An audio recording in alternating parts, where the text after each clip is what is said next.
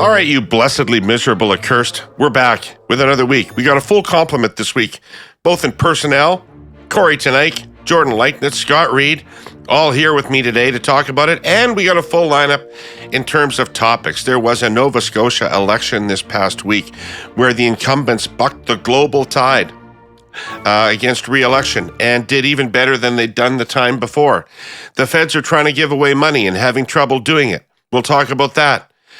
But we're going to pull a little switcheroonie, and we're going to start with our clipping of the week, which is from Susan Delacourt in the Toronto Star, dealing with all the events regarding Canada and the United States, and which culminated, of course, with the big trip, Mr. Trudeau, down to Mar-a-Lago. We'll go through all of that, but let's start with Susan's piece here, folks.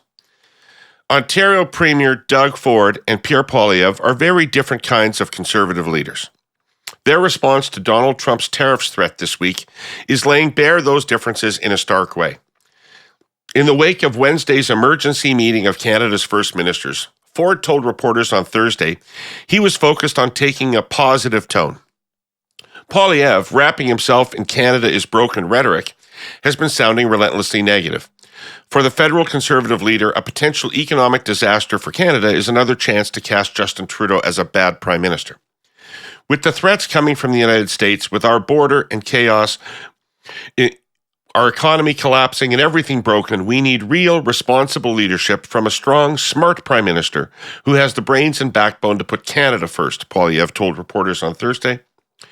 The two leaders also have very different interests at risk. Ford heads up a government that has huge stakes in any tariff war with the U.S. He is very aware that any attack on Trudeau and Canada will hurt Ontario in a big way. That's why the province is rolling out a multi-million-dollar advertising blitz in the United States next Monday. That's today, folks, if you're listening, to directly tell Americans how much their economy relies on trade with Canada's most populous province. Poilievre has obviously decided he doesn't benefit from helping Trudeau to the point of agreeing with Trump's allegations that Canada is doing a bad job with the border and illicit drug trafficking. So, Scott, let me start with you. I mean, Susan obviously puts it in a pejorative context, but if you're Poilievre, it's a difficult challenge in the sense that you actually want the country to do well. There's a lot at stake. The second thing is you don't want to look like you're hurting the country. On the other hand, if you're trying to get reelected, you can't let Trudeau assume the mantle of heroic leadership backed by everybody in the country. How do you play this thing? Well, I don't think there's as much risk to Trudeau doing adequately on the file, to Trudeau appearing to be prioritizing the file and moving the file forward. I don't think there's as much political risk to that as some might think. Like, I don't think that if I'm Poilievre, I don't immediately go, oh my God, I can't let him get this win. This is his last chance to get off the mat. I have to deny it to him. Because first of all, I don't think that's going to happen. actually, let me go through it this way. First, I think the prospects of some sort of short-term astonishing victory are very limited for the prime minister. I think the Mar-a-Lago was, in diplomatic terms, a marvelous coup. I think it really was. I think it was a masterstroke. I think it was a good thing to do. But I have no notion that it's going to somehow result in some kind of like massive breakthrough.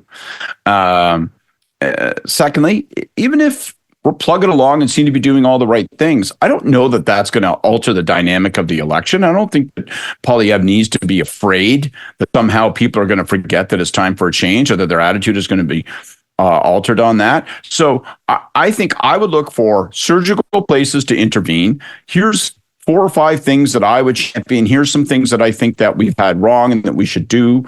But I think by and large, I would not be omnipresent on this file if I was Poilievre. And I think that this is a test for the Conservatives, not in the way that a bunch of the Poilievre guys think, that wanks like me think. I don't think it's a test of whether he can be a statesman and rise above all that kind of stuff. I get that they'll just dismiss all that. And maybe they should. But I do think it's a test of whether they will demonstrate the objectivity to look at this through any lens other than we hate Trudeau, we condemn Trudeau, we assume that Trudeau is hated by everybody as much as we are. I just think that shouldn't be your principal prism. I think you should look at it as I I don't want this to distract fundamentally from the contours of the campaign. And I don't want to look like I'm too negative. I don't want to look like I'm cheering against Canada. I would be surgical, and I think I would be strategically quiet, because I think the sheer weight of this file and the difficulty of actually securing tariff exemptions or tariff relief period, I think that takes care of itself. So I wouldn't be looking to score short term if I was Poilievre. I'd get my oar in the water, and then I'd get out of the water. Kory, what do you think? Well, I don't think it was a diplomatic masterstroke or anything like that. And I think there's, varying reports of what happened at the meeting. But certainly the reports that I've been privy to are, put it in a bit of a different light. I think we're going to face tariffs no matter what. And I think that's the message that was delivered. And I think everyone's going to be facing tariffs. So I think this is part of the U.S. government's plan or the Trump administration's plan to bring the budget closer to balance in the short term. And I think they're going to be negotiating a whole bunch of bilateral deals to pull those tariffs back. And, I think Canada will be near the top of that list for all the reasons that you would think, but they have to do with the, what's beneficial to the U.S. economy as opposed to what's beneficial to Canada's economy. What else would I say? Look, I think the premiers, met with the prime minister, and it was pretty evident there was no plan, and that many of the provinces had spent a lot more time thinking and preparing for this than the federal government had, and that's a really sad set of facts. Where's the government of Canada's ads? Why aren't they the ones starting ads today as opposed to a province? Like, this is not great. Where's their list of proposed countervailing tariffs if we end up in a trade fight?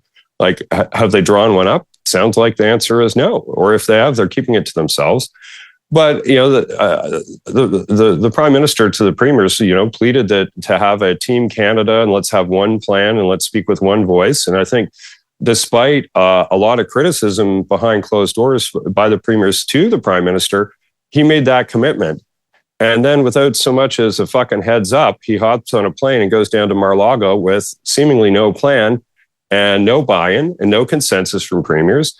So I don't think that's a diplomatic masterstroke. I think that's improvisation. My sense is the government is just trying to get through tomorrow. I think they're becoming an issues management government and not managing those issues very well. And I don't know where the pony is in this room full of horse shit, but keep looking, Scott, because I don't see it. Look, it's a serious time, and to talk about the Poilievre element of this, I think what he said was a lot more nuanced than what was presented and what the thrust of Susan's column was. I think what if you read it more fully, he said, "I'm going to end the filibuster and pass border legislation if you have any to help deal with this." But kind of like the countervailing tariffs or the ads or any of these things, I don't think they have anything ready. I think they're scrambling. Like this is But news. Kory, isn't it fair to say that there is no problem at the border? I mean, that's everything I see, is that it's bullshit. There's no drugs and there's no people. Well, good. Well, there is drugs, and Canada doesn't really do drug interdiction anymore in a meaningful way. And I think there's a fair amount of evidence of that. In terms of volume, yes, okay, but this is a negotiation, and if what Canada is going to be saying going back is, "Oh, everything's fine, nothing to see here," I say good luck and enjoy your economy getting No, but you alluded to a different rationale for Trump that wasn't related to the safety of our border. You said they need it for money. They're doing tariffs for money. And if that's the case, that's a different set of negotiations. They're using it as leverage in what I think are three areas, and the border is one of the areas. The other two are funding NATO properly. Where's the government's plan on that? They have a plan to get to 1.7 in 2030. That's not a fucking plan. That's not adequate, and it's not just not adequate to the Trump administration. It hasn't been adequate to the Biden administration. It's not adequate to any of our other NATO members. Like, look, there is there. So and the third is Chinese transshipment, and that one, in terms of what they're looking at issues around, I think Canada has been pretty good on that, minus steel and aluminum last time around. But I think interests are more closely aligned there. But I think it's those three reasons, not just one reason. I think there are three reasons there. But clearly, Trump loves the tariff tool, and that's going to be the primary form of leverage he uses to extract agreements from allies. And the things he wants agreements on, the things that are pressure points for him, aren't a mystery. He's been talking about that. He was talking about them as a candidate. He's been talking about them subsequently. This, everyone else has well-developed plans and has been preparing for this for months and months. Except seemingly the one level of government. America says. America says that Europe's just as bad. Yeah, well, no. So it isn't like, we're the only assholes out there. Like, I mean, this narrative doesn't hold up to scrutiny. Sorry, Kory. I think it's smart to keep the focus on the border, because if we keep the focus on the border and taking Dominic as an example to the table, I think that's shrewd, because we can do stuff on the border. We can do stuff immediately. I don't buy into your arguments, Kory, but I think saying to him, here, we're going to put this many more men and women on the border. Here, we're going to buy this much more equipment, this much more physical infrastructure. We're going to do export controls. I think those are action items you can take and give him the opportunity to say, rattled my saber and Canada did something. Great. That's much better than trading off egg versus energy or oil. Okay, wait. Let's let Jordan get in here. All right, sorry. Let's let Jordan get in here. Come on. All right, Jordan. What are your thoughts? Both wrong. I mean, there's a lot of doors being opened here. Poilievre's approach to this is ransacking the cupboard here. We're looking for the solution. Well, I think this is part of the problem, right? Is that it doesn't all hang together for Trump. It's not clear, actually, what it is that he's looking for as a win. And I think that makes this pretty challenging. If this is just about the border, then look, I agree. That's probably helpful, because there's things that we can do at least to appear to be beefing things up at the border. Although I think it's very much worth noting that it's entirely the United States' responsibility to defend its border from whatever's coming in from anywhere. So the degree to which this would actually change things, that's not very clear. I think politically, there's a real risk in this for Pierre Poilievre in the approach that he's taking right now. There's a risk that he can be seen to be cheering a bit against Canada, cheering for Trump raising these issues. And I think you see it in the rhetoric that he's using. The talking point that he has brought out most frequently over the last week is that the most important thing that Justin Trudeau can do to deal with the threat of Trump tariffs is to eliminate the carbon tax, which is not only nonsensical, but is laughable, right? I don't think that if aliens attacked, the most important thing we could do to marshal a response to the Venusians would be to cut the carbon tax. That's right, cut the carbon tax. That's what they're looking for. And look, I understand, I appreciate, I even value and respect the message discipline inherent in that. And I'm not under any illusion that people are looking for a sort of super mature, complex policy response from him on this. But what they are looking for is whose side is he on? Who is he cheering for here? And I think that right now there's a real risk that people take a look at what he's doing and saying and conclude that he's not unhappy about this threat. They conclude that he's using this as a platform to turn the screws for his own political advantage before he's thinking about what the best outcome for our country, for Canadians, for Canadian jobs is. So I think that's a real problem for him. I think there's a real risk that if they continue to lean into some of his worst tendencies, that Canadians are not going to view this very charitably. I actually think that what Ford is doing is a much more sophisticated approach in a lot of ways. It is more positive. I agree with Susan's piece on that. I think that there is definitely, he's carved out a space that is not necessarily oppositional to Trudeau, but is his own voice, and is not waiting on the federal government. But I think it's also worth remembering there's no scenario in which Premier Ford succeeds and Justin Trudeau doesn't succeed, right? So there is an integration there. And I think that there's a natural need for everybody to look a bit successful together. But the race that we've seen from some folks, and I would put Danielle Smith and Pierre Poilievre at the lead of this fucking miserable parade, to agree with Trump, to agree with the things that he's saying, when, by the way, problems at the border, such as they've been described by Trump, was absolutely nowhere on any of these folks' agenda a month ago, I think is not politically smart for them. And I think it's not good for the country. Probably a colossal understatement to say if consumers were given a choice, they would want to control where and how they spend their hard-earned dollars, particularly right now. We're all feeling the pinch. Well, as I was on about last week, consumer choice is now being threatened because real competition in the marketplace is being threatened by a recent federal cabinet order.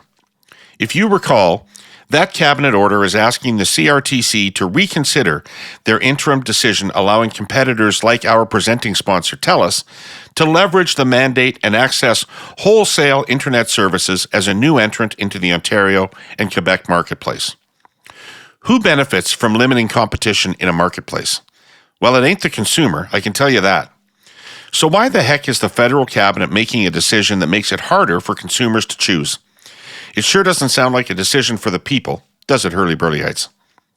In their original decision, the CRTC said, where an incumbent operates out of territory, it is acting as a new competitor with the potential to disrupt the status quo to the benefit of consumers, to provide new competitive offers and put pressure on all competitors to deliver additional benefits for consumers. That decision was supported by no less an expert than the Competition Bureau. So let me just say it. All those benefits are now at risk because of the cabinet order and the potential reversal of the CRTC decision.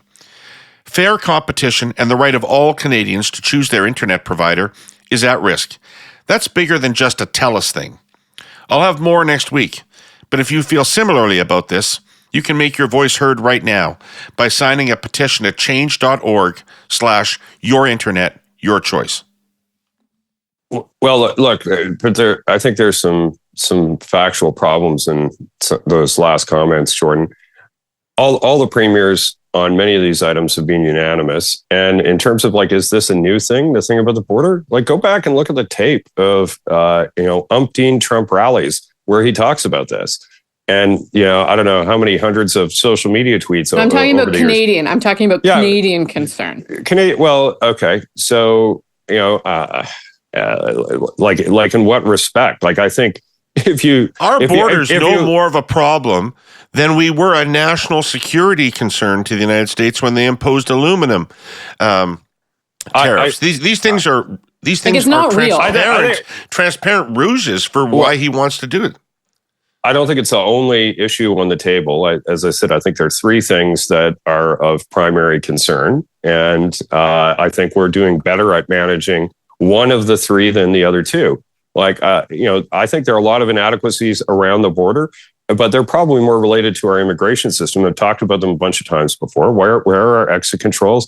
We're about to have we're going to go from 5 million people on temporary visas to 2 million, and we have no idea of telling who's in the country or not. There are a lot of issues around that. If you go to the CBSA or you go to the RCMP and you ask them, how are your resources? Can you manage the border as you would think is adequate today? They both will tell you we're thousands of officers short. Yeah, Kory, it was a conservative government that cut 1,000 positions at CBSA. Okay, all right. This stuff didn't come out of nowhere. Okay. The resourcing issues are long-standing. And my point is just this. But the point is, if we were in a position to cut those, if we were in a position to not replace those, if we were in a position to let only 10% of the containers in the Vancouver port come in without scanning a month ago, why the fuck is this now all of a sudden everybody's top concern? It's not a real thing. Well, I think what Trump does. Look what Trump does to our normally civil, polite conversation. That's right. But this is why he likes tariffs. He likes tariffs because it blows up, it motivates, it gets attention.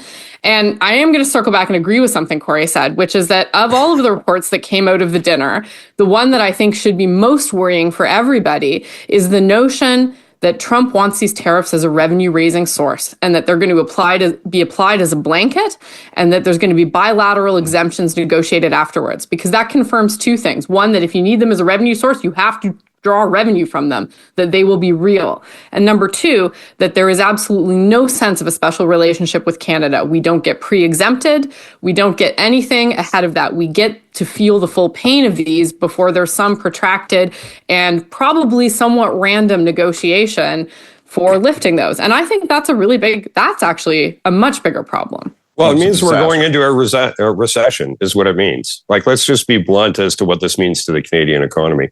And it also means that any deal or any, facility that doesn't have a shovel in the ground right now that's new in certain sectors of the economy is going to be on pause. Like, these tariffs will destroy the business case for tens of thousands of businesses across the country and facilities. And you start feeling the effects immediately. And I think you feel the effects of the uncertainty over the longer term in a far more protracted way. So even if the tariffs are lifted after 60 days or something in most areas, that sort of Damocles is still dangling by a thread over the head of your economy. And I think that does long-term damage. So look, I don't think there's any masterstroke here in terms of the little Mar-a-Lago visit, other than to herald the doom of our economy in the short term. Like, it's bad news. This is very bad news. And but the question is, what are you going to do about it? Well, the reason I think it was a mess. So, Scott, does the current prime minister, I know he's got the legal authority, but does he have the moral and political authority to put together this Team Canada effort and lead the country through what could be quite a very, very challenging time? I think this is the core problem in terms of response. And if you think Kory is mad now, just wait till I finish saying the next part. I think that the ads from Ontario going into the United States saying, hey, you know what, we're your best friend and it's in your national self-interest, Americans, that you keep the borders open with us. I think that's the best idea that constitutes a bad move I've seen in a long time. And the reason I say that is that I like the ads and I like the message. But one, it has to be put through a national interest filter as to how does it fit in with a whole bunch of other messages. And is it the wrong message right now because Trump will just view it as get out of my backyard. You shouldn't be telling my people, things that I don't want them to hear. And so it will enrage a person who has every ounce of control rather than ameliorate him. I don't know the answer to that, but we should have a national discussion about that and a national strategy about that, not just moving off as a one province. Okay. And the other thing is, let me finish. My other thing I worry about is that it creates a competition among regions. And so it's going to encourage Alberta to say, you know what? I think we're going to put ads in about our energy. And then we're balkanized. Now, I understand that you will say the reason you're doing this is that you've sensed inaction from the federal government, and maybe that's valid. But if it doesn't help, it could hurt. And so I worry about that. To go back to your core question, David, what I thought going to Mar-a-Lago was good. It showed that we could actually have access and engagement. Doesn't guarantee anything, but you can bet the Mexican president was pissed off that she wasn't there, and we were. My concern remains that how does a weak prime minister, and we have to be honest, politically, Trudeau is weak. How does a weak prime minister fashion a strong national response? And the Ontario ads going into market is a very worrying sign from my standpoint, because it means that even guy like Doug Ford, who I think is pretty transactional on this stuff, is saying, fuck it, man. I'm not willing to take a phone call that says, can you hold off on that until we really sort of line up our ducks?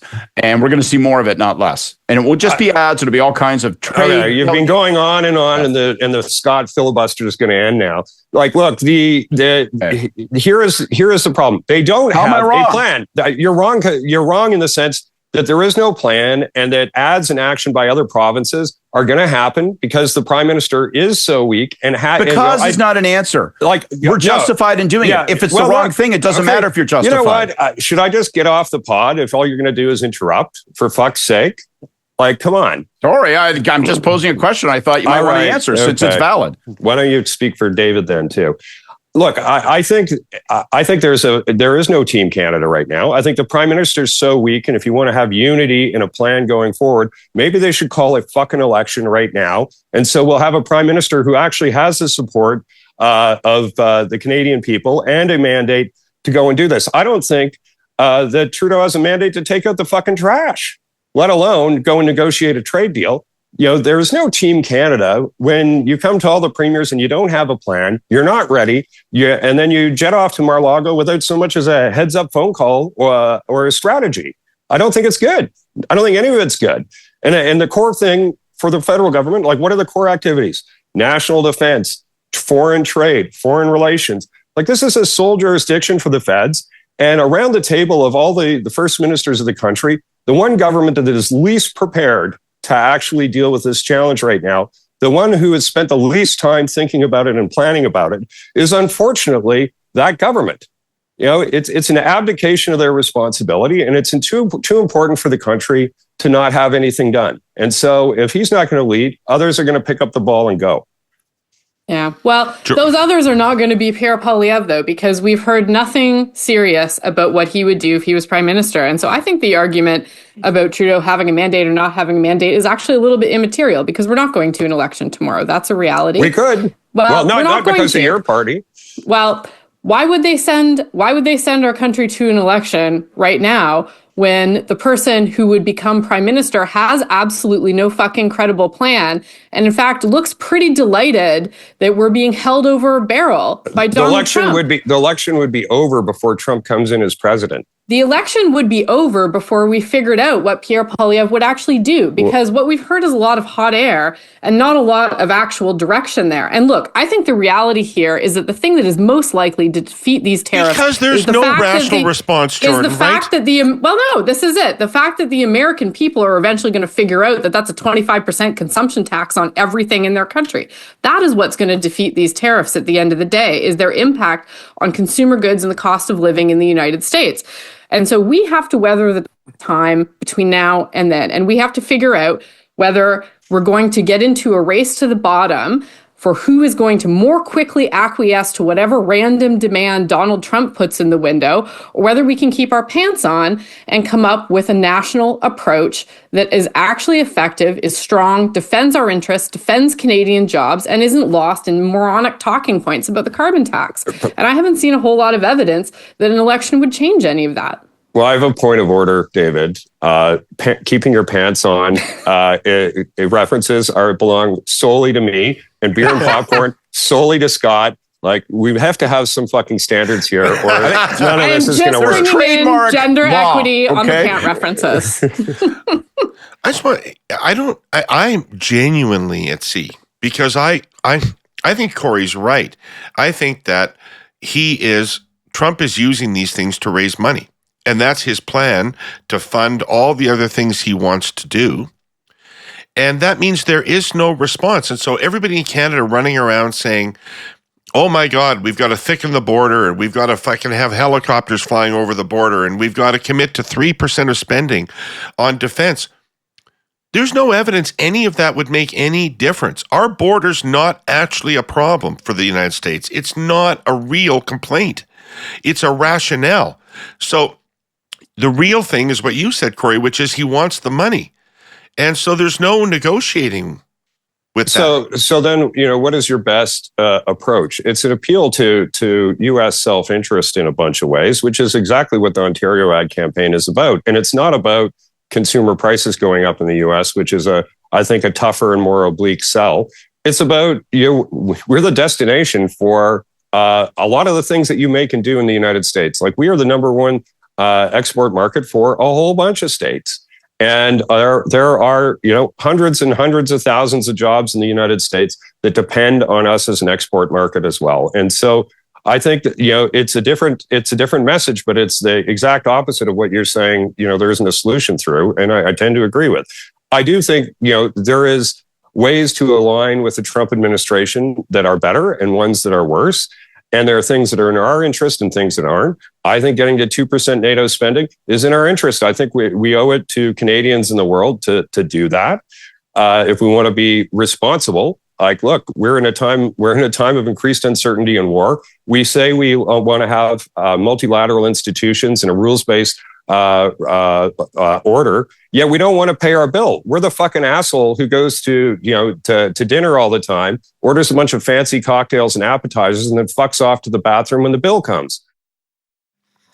So our sponsor, CN, goes back a long way in Canadian history, as you'd expect, more than a century, in fact.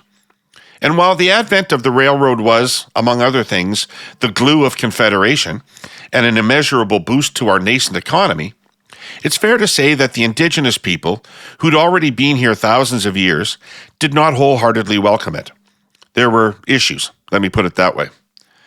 And in the here and now, consonant with the national mood in both government and business, CN is determined to build and fortify trust and collaboration with the hundreds of Indigenous communities along its thousands of miles of network.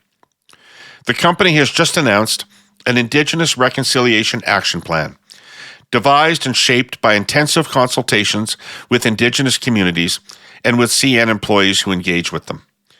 The plan outlines concrete steps and measurable commitments over the next 3 years. It is designed to bring about meaningful change. CN believes that can be done through employment programs, through cultural awareness on the part of CN's railroaders, and through a recognition that Indigenous stewardship of our environment is the gold standard. No one has more experience in that regard. No one. CN acknowledges its complex history and relationship with Indigenous people, and that it is for Indigenous people and Indigenous people alone to judge when reconciliation is successful. Meanwhile, the company is fully committed to its journey towards genuine reconciliation and ensuring its new action plan gets results. Simple as that, really.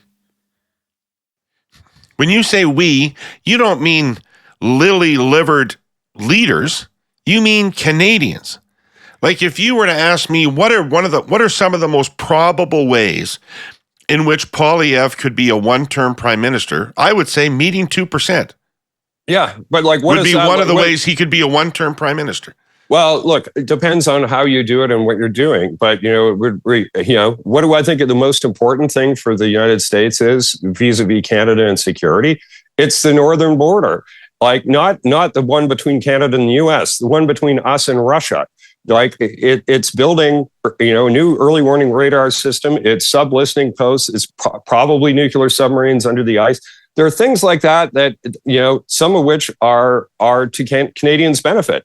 What if we had a deep water port in the far north, other than Churchill? Like that would probably be good for Canada. That would open up all kinds of other opportunities for resources.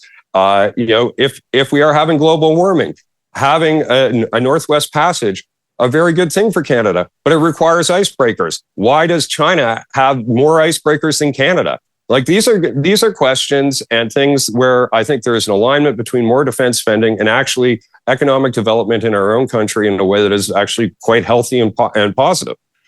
But there's zero indication that Trump is motivated by those policy considerations in taking this action, or that he will respond to it. That's not true. That's just not true. Well, I don't know that it is. I think, David put it very well. This is a rationale, not a... Lots and lots of speeches and conversations where he says Canada's NATO funding is a big problem. Like, come on, man. Like, this is not a new ip. Well, I half agree with you in this way. I think we need to be guided because David is right. This is not a reality. This is a rationale. But we have to take it seriously because even if we don't take the guy literally, we have to take him seriously. And so I look at it this way. Question number one, can we stop them? Can we stop the tariffs, right? I think the answer is probably no, but I think going to Mar-a-Lago is a good idea. I think actually border controls, like you're saying, Kory, is a good idea. I think showing action, seeing if, testing the possibility of what you're saying could possibly work, because at least then we're doing things that we're willing to do. At least then we're doing things that doesn't pit one sector, one region against one another. We're not trading off Quebec versus Alberta, so on and so forth. So I give it a whirl. I'm not optimistic, but I would make resource dedications with respect to the border, fully understanding and expecting that they may not succeed. And then second, if they do proceed with them, can we get them lifted quickly? And that's a much more difficult question. That's probably when and where I would come in with a coordinated national campaign, pounding away on the self-interest issue as Americans start to field the self-interest questions that you're talking about, Kory.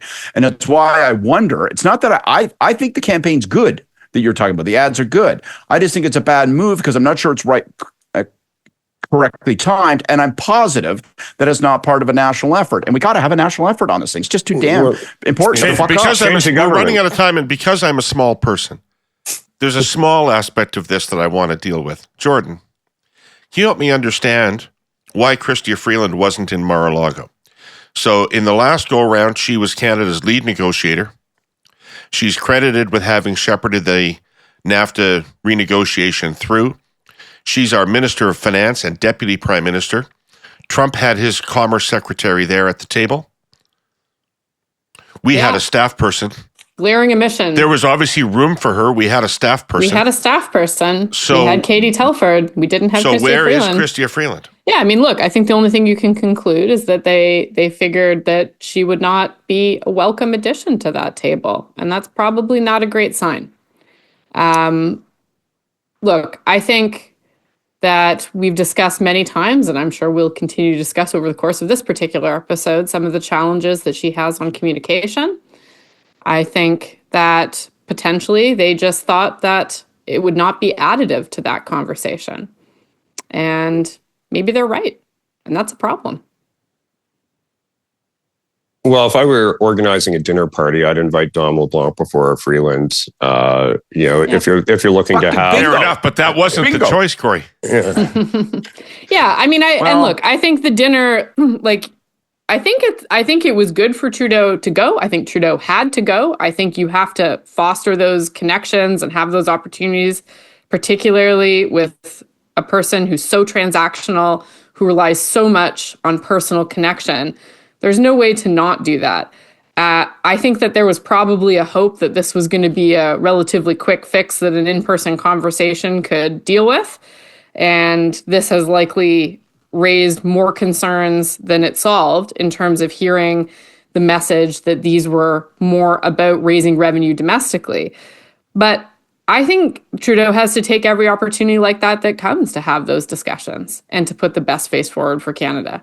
But who's going to lead our effort? To Kory's point about what Scott, just to Kory's point about who's in charge of this thing and how ready are they? If Freeland's not leading the Canadian effort, who's leading the Canadian effort? Well, that's an interesting question. It may not be entirely betrayed by who made the invitation list on Friday night, though. It's not just an interesting question, sorry, to be fair. It's an incredibly important question. So I agree with that. I'll just return to your question. I'll duck on the issue. I just assume that a seat is reserved for Katie, and we can have an argument whether or not that ought to take priority. But I'm with Kory. Thing number one, why is Dom there? I think, as I said the other day, he's as charming as a wine sommelier. So he's a good person to have at a place like Mar-a-Lago, where at least half of the objective is to blow smoke up the Orange Ape's ass. Okay, like that's just, whether you like it or not, that's the truth, right? And Dom is a charming guy, and he can make light banter, and that's good. Second, he's the public security minister, and I think it was shrewd to try to say, let's come here and talk border as opposed to tariffs, because if we can get them focused on the border thing, then and trade that off against tariff, don't know if that's going to work, don't think so, but I think that's we're trying. And then the third thing is kind of what you guys are saying. Like I think it suggests that despite all the hype-a-blue we heard in the aftermath of the last set of negotiations, that there might be some concern that Chrystia Freeland in a dinner might wheel and go plutocrat on people in terms of lecturing them over their burnt meatloaf, and that might not play so fucking well. Kory, you know who I'd have brought? Doug Ford. I'd have brought Don LeBlanc and Doug Ford. I would have too, because they get along great. The Trump people would have liked those two guys. I think there'll be more dinners. Yeah, well, look, I think it sends a good message, but provincial involvement is, I think, going to be key. And for the reasons that we've talked about, I think a Team Canada approach is also good. I think, trying to have this be some sort of unifying force to avoid, sectarian economic violence, as Scott has suggested, is also good. But the way that you get there is bringing people along with you. And actually driving a bit of a plan. And I think that's the part that's being missing. And, look, there's still time before now and January 20th to get our house in order. But, you could see this train coming down the tracks by like 5 miles, and now it's upon us. And so it's a lot more scrambly now, and a lot, I think we've been better served to be ahead of it. I would have brought 3 bags. I wouldn't have brought Doug Ford. I would have brought 3 bags, okay?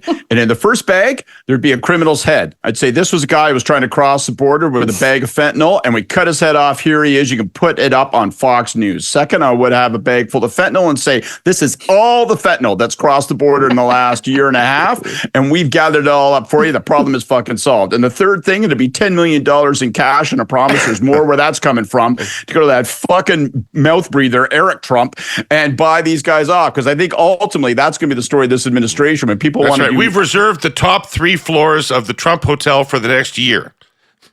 If you thought that was happening in the first term, watch. This is going to be government by graft. Yeah. All right, let's move on. Let's move on to lighter, happier topics. If you're interested in Nova Scotia politics, listen to the new Herle Burley that just came out yesterday, where I got to talk with 3 of the architects of Tim Houston's victory. They were very impressive. They knew how they got there. It's a good listen.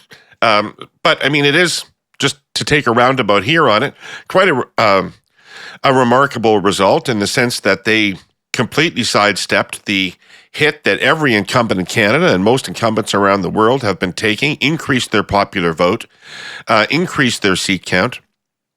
The NDP increased their seat count, but not their popular vote. The Liberals had both their seat count and their popular vote crater. Liberal popular vote down 15 points from the last election. And they made it clear to me that you can't imagine how bad the brand is in Nova Scotia right now. So, Kory, do you want to start the analysis about what you think happened there? Well, I think a one-term government seeking re-election and quite a popular government completing its first term. Well, not even completing its first term, but I think that there's that. Like, so not to take anything away from Team Houston, I think they've run a pretty decent government.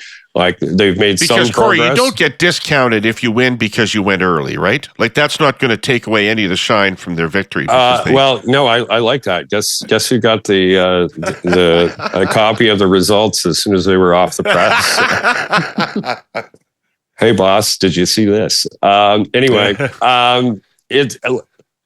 look, I think being a popular one-term government is part of it, right? Like, you should do well seeking your second term if you've done a reasonably good job as a majority government in your first. So there's that. I think lack of an alternative insofar as people are grumpy about inflation and their own personal finances. I don't think Nova Scotia is immune from that. I think it's every bit as much there as it is anywhere else. I don't think the NDP are viewed as credible stewards of the economy in most places, but I think in this case, well, that's not true. I'll even disagree with myself. I think they're seen more credibly on the prairies than they are Manitoba elsewhere. would like a word. Yeah, Manitoba and Saskatchewan would be outliers, but I think BC, the NDP aren't viewed as good fiscal stewards, and I don't think their record in Nova Scotia was such that they are viewed that way. And I think the Liberals are being defeated by Trudeau everywhere they run right now. Like, I think he is blocking out the sun, and I think you're seeing a version of that happening here in Ontario as well. The brand is I think has like long-term power, as we've talked about many times, but I think it's being tarnished by a very unpopular federal Liberal Party right now.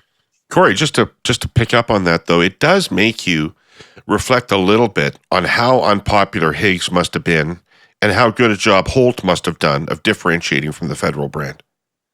Because that's the only Liberal Party that's been able to. Well, Higgs government, a lot less popular. Like, I think there were a lot of people who were unhappy with it, including a number of members of their own cabinet. Like, they had members of their cabinet running for the Liberals. Like, to say that they had challenges going into that race would be an understatement. And, I don't think Tim Houston is the most charismatic political leader I've ever met in my life, but he ain't half bad. And, and Higgs, who I quite like personally, he's got a bit of a prickly element to him, and both in his demeanor and what his sort of public image is. So I think they're kind of unlike each other in that way, and but not easily comparable. Scott, our party is going to absolute fucking shit, right? Down 14 points in Nova Scotia, right? My latest numbers have us down well over 20 points in Ontario federally. Like, I just don't know where this is going. Well, I actually do. I think you do. Yeah, no, it's really, if you're a liberal, it's a distressing time because it isn't just cycle. It's the potential for something much more significant that could be an existential threat to the brand. And, people will say we're being hysterical, but I worried about that in 84. I worried about that in 2011. Certainly, there's not a safe seat in Ontario on the numbers I'm seeing. Maybe Vanier. You guys know so much more about Nova Scotia and the rhythm and, the people and the personalities of the folks that ran the campaign. So I've only listened to about 1/2, 3/4 of the pod. I'll just pick up on something a little more generic out of it. I was fascinated by two tactical things that make me curious about the future campaigns. And you probed these, David. Like the first was they talked about how the premier loved going door to door and all that kind of stuff. And I thought, okay, fine, sure. But I think the way I interpreted that is if you are lucky enough in an environment like this, or maybe any other, but certainly an environment like this, to be ahead and you're the leader, go knock doors the whole campaign. Because without a massive amount of national or regional or provincial media, just knocking doors and meeting people is a good, safe way to not create a mistake and to be sincerely engaged in something. So you don't need to hold 3 events a day. You don't need to hold rallies. You don't need to take the risk that you'll say something stupid in front of a microphone. Just be like, hi, how you doing? Great to meet you, Linda. How's your husband? Bob? Great to meet him too. So I thought that was a nice front runner strategy. Maybe that's always been true, but it's not always been as possible as it is now because of the media environment. And particularly in a province like Nova Scotia, where the media's just basically vanished. The second thing was on that point, I was fascinated by their idea of a media room. And, we created a media room. So the media are not touring. There's not a lot of media. Now, it's different nationally or even in Ontario than it is in Nova Scotia. There are dedicated media that are going to follow, but they're diminishing in terms of their desire to actually pay for seats on a plane or a bus and all that sort of stuff. Jordan, let me just pick up on something he's talking about, which is they basically said that if they went outside of Halifax, nobody covered them. So there was no point in doing an event. That's why he was door knocking. Yeah. Because when you went outside of Halifax, you might as well door knock because you can do an event. Nobody's covering it. Yeah. Yeah. And nationally, that's a reality. Nationally, if you didn't pay to subsidize the seats and you made the media pay the full freight of covering, how many national media would follow a tour? 0. Absolutely. Well, yeah. CBC and RDI. You would have pool. That's it. You'd have pool, basically. I think it's not financially accessible for the media anymore to do that. And there's just cheaper ways for them to get the footage and the coverage that they need. So is this the first election where somebody nationally pulls the plug on a leader's tour, on a normal leaders tour? I think you're likely to see parties try new things on that, rather than maybe having a plane that goes all across the country. Maybe you send the leader to BC for 3 days to do regional events, bus around. Then you go, you base yourself, you do a day or two, and you fly commercial between those, and you get the media to come to you. And I think there's good reasons for that. When you look at the amount of money that chartering a plane and having a national tour takes up in terms of campaign budget, it's extremely significant. So it opens up other possibilities for parties who are willing to do something a little different, that they can obviously pour that money into other things like advertising that might have more benefit for them. I think that we've seen diminishing returns on a classic national tour for a couple cycles now. And we may now have reached the point where the media landscape and the economics of it just don't make sense to have it in its classic form anymore. I think of Brian Topp telling me that certainly different approaches that go further and further away from that type of a classic bus tour. When I think of Brian Topp telling me that the earned media in Alberta had no effect on the election and only the paid media affected the election, it really makes me wonder why a party would spend the amount of money that a tour costs to generate earned media. Yeah, I mean, if you think it's like it could be $250,000 a day, right, to put everybody on a plane and fly them around, do these events. It's that money could probably be far better spent on advertising. Am I back? You are back. Can I just add one question? I'd like to go before Kory because I'd like to get his answer because he'll have a better feel for this. I was just intrigued by their idea of a media room. And then I thought to myself, if you set up a media room in your campaign, a place where media could come, why would I bother if I was media? So then it got me to thinking, if I'm not willing to buy seats on the plane or the bus, am I willing to park there? What would a campaign have to do in that room? Is it exclusive briefings? What content am I being exposed to I wouldn't get otherwise if the leader's not there? And I started to think that I'm just spitballing here. That's an interesting notion. Like, I'm wondering if there's something where that might be a future feature of national or provincial campaigns, where you actually do have a thing where you regularly offer something to media, but it's not a seat on the plane. It's not a ringside perch for the leader's speech in Antigonish, but it's something. And I don't know if that will happen. Maybe that's not. Well, I think they could do it in Nova Scotia, Scott, because you can start every day in Halifax in the morning. So the leader can appear in the media room, do their announcement of the day, and then head off to whatever community you want to head off to. Whereas nationally, you have to conceive that a little bit differently. Yeah. I was thinking about putting something together where you actually draw media in with not even having the leader there, but they get access to information and content they might not otherwise get if they just sat at their desk at, whatever their new media organization is. Anyway, I'll shut up. I'd like to hear Kory's take. Yeah, I'm not sure I'm sold on the media room sort of approach. Like, I think the reality is campaign tours are going to be 2 events a day for a lot of different types of campaigns. You'll do a message event in the morning. And you're going to have few reporters to 0 reporters, but you're going to be streaming it over a Dejero or something like that to reporters whose media room desk is their regular desk, probably in their house, because a lot of them are still working remotely. And they're going to listen to the events. They'll be able to dial in questions. And then they'll write their story. I think the problem with the media room, where somebody is like posted, would assume that there's enough reporters to cover each of the campaigns. And I think we're moving from a world where you had, rotating reporters assigned to each of the campaigns to a reporter that's covering all of the campaigns. And it's just not possible for that person to cover multiple events. So you do one message event and you probably move one photo. You do a photo event and a message event. And then what do you do with the rest of the time? I don't know. I kind of like Houston's approach of knocking on doors. Like, I think that's probably as good a thing as you're going to do as something to spend your time on. It's either that or the candidates in the bus ruminating and micromanaging and, fucking everything up. So, you want to keep them busy, but the organizational effort that's required to do multiple events a day is just so ginormous. I agree with that.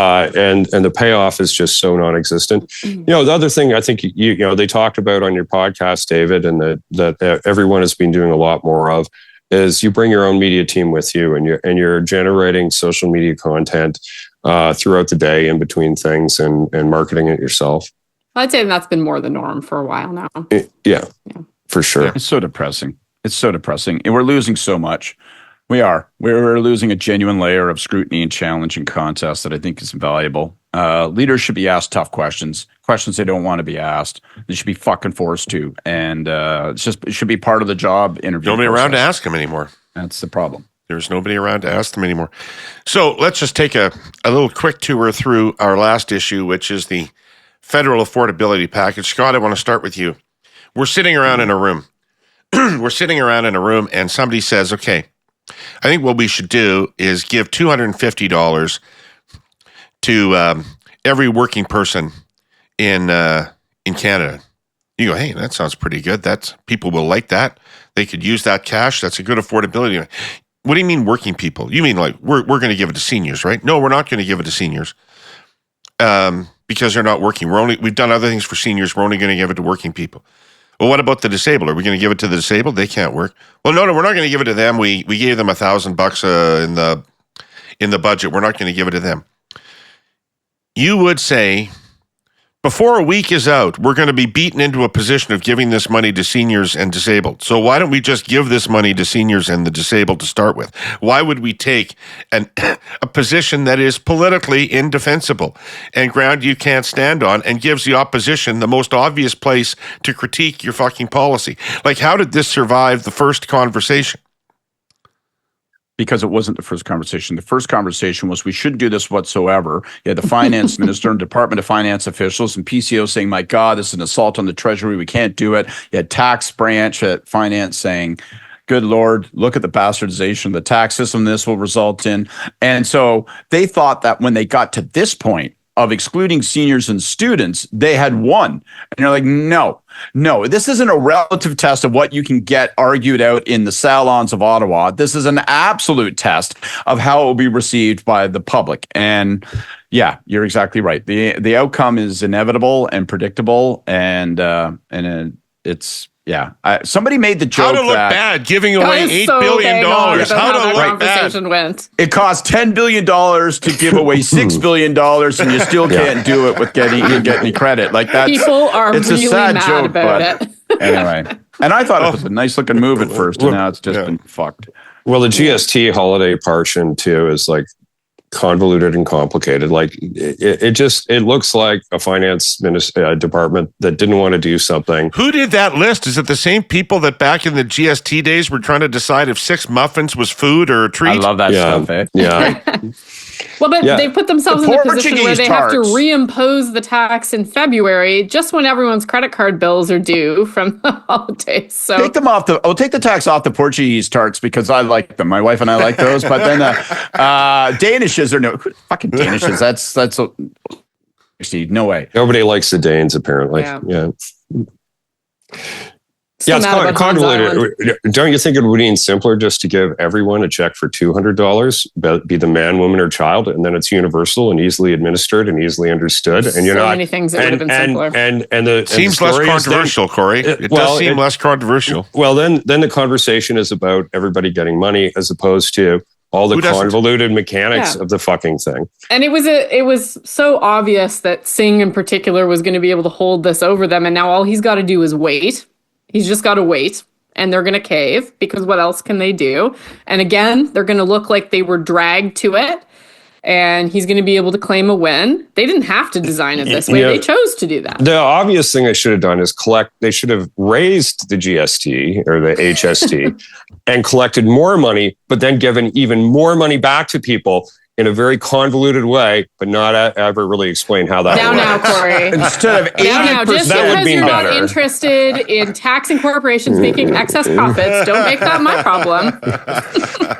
8 out of 10 families will benefit. Actually, we are going to tax you more so that 9 out of 10 families can benefit from this. Even more. It's our magic taxation reduction plan. You guys are just sore because I just basically, wish goddamn MVP would is end there a up more voting for iron people. rule of politics?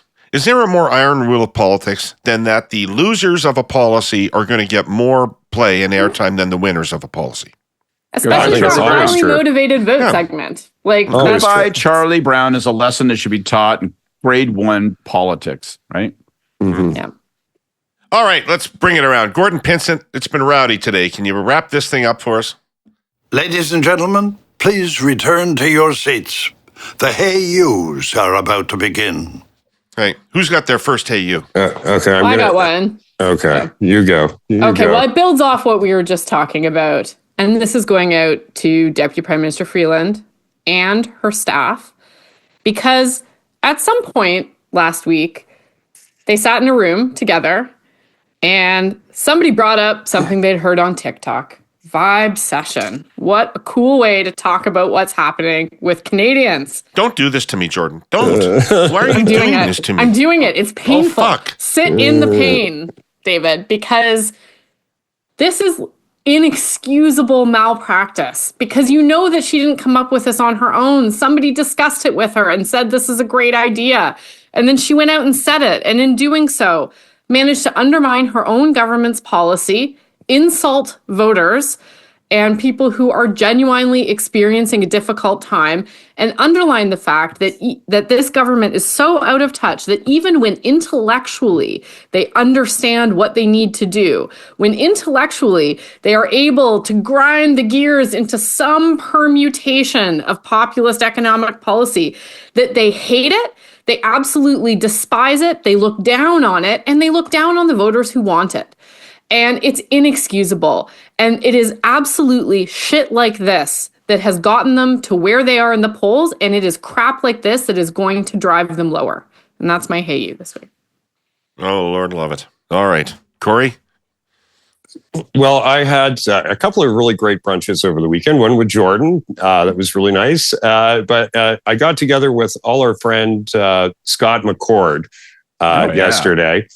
And he's doing great, by the way. I'm sure there are a lot of people listening here. I'm not the bastard. I can't fucking get anywhere anymore now. Yeah, exactly. Yeah. I was stuck in Utica on the weekend. I thought I'd call him, but then I could not. Well, we all miss Scott in that way, for sure. But it got me thinking about travel and all the other things we were talking about today. So my hey you is to the Prime Minister. You know, as he's thinking about the holidays and planning travel, he made it down to Mar-a-Lago.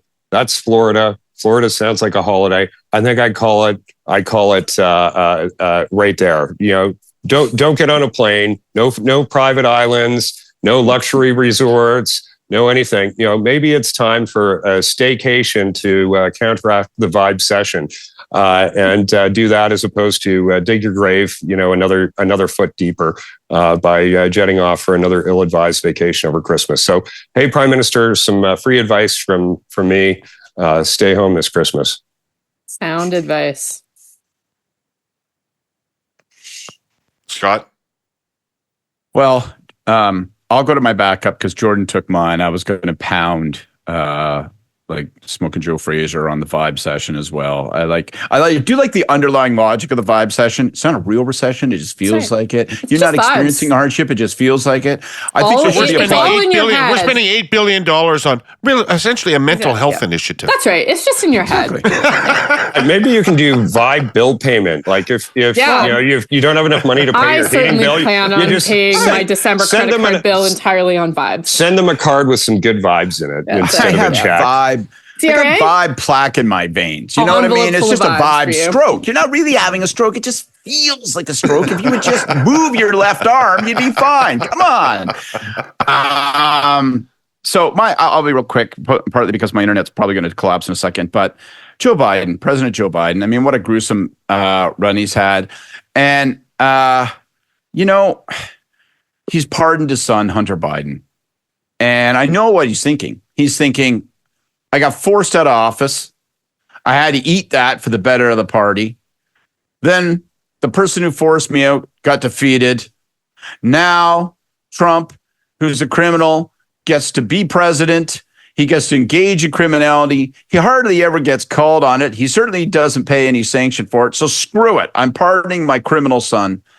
But, you know, man, like, it's like in Zack Snyder's Superman, Man of Steel. When Superman kills, it's still wrong. Mm-hmm. I know it's tempting to see him snap Zod's neck. I know you think, fuck it, I'm going to pardon my son.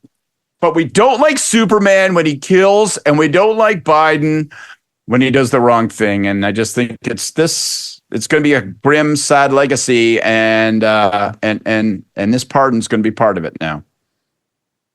Hear, hear. Yeah. I agree. I actually agree. I mean, there's lots of familial rationales for that, but it is what it is.